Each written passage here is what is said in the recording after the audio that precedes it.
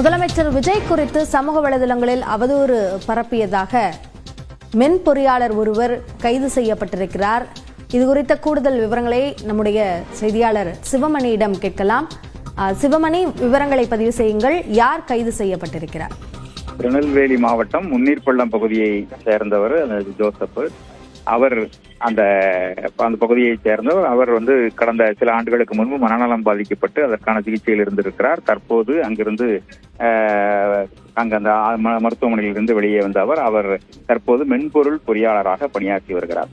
இந்த நிலையில கடந்த சில நாட்களாக சமூக வலைதளங்கள்ல அவர் தவறான கருத்துக்கள் ஜோசப் விஜய் குறித்து, தமிழக முதலமைச்சர் ஜோசப் விஜய் குறித்து அந்த ஜேம்ஸ் அப்படிங்கிறவர் தவறான கருத்துக்களை தொடர்ந்து பதிவிட்டு வந்ததாக தெரிகிறது. மதம், மொழி, இனம் இது தொடர்பான அவர் முதலமைச்சர் குறித்து அவதூறு கருத்துக்களை பதிவிட்ட அவர் பேசக்கூடிய நபர்களிடம் தொடர்ந்து அவதூறாக பேசி வந்ததாக தெரிகிறது. இவர் திமுகவின் ஆதரவாளராகவும் செயல்பட்டு வந்ததாக கூறப்படுகிறது. இந்த நிலையில நேற்று இரவு அவரை பிடித்த பாளையங்கோட்டை போலீசார் அவரை கைது செய்து அவர் மீது 4 பிரிவுகளில் வழக்கு பதிவு செய்திருக்கிறார்கள். அதாவது முதலமைச்சர் குறித்து அவதூறாக பேசியது, மதம், இனம், மொழி அது தொடர்பான தவறான கருத்துக்களை பதிவிட்டது உள்ளிட்ட 4 பிரிவுகளில் வழக்கு பதிவு செய்யப்பட்டிருக்கிறது. தற்போது அவர் கைது செய்யப்பட்டு பாளையங்கோட்டை மத்திய சிறையில் அடைக்கப்பட்டிருக்கிறார்.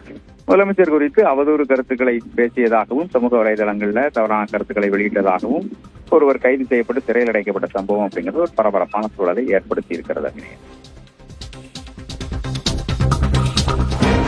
கூடுதல் விவரங்களுக்கு நன்றி சிவமணி.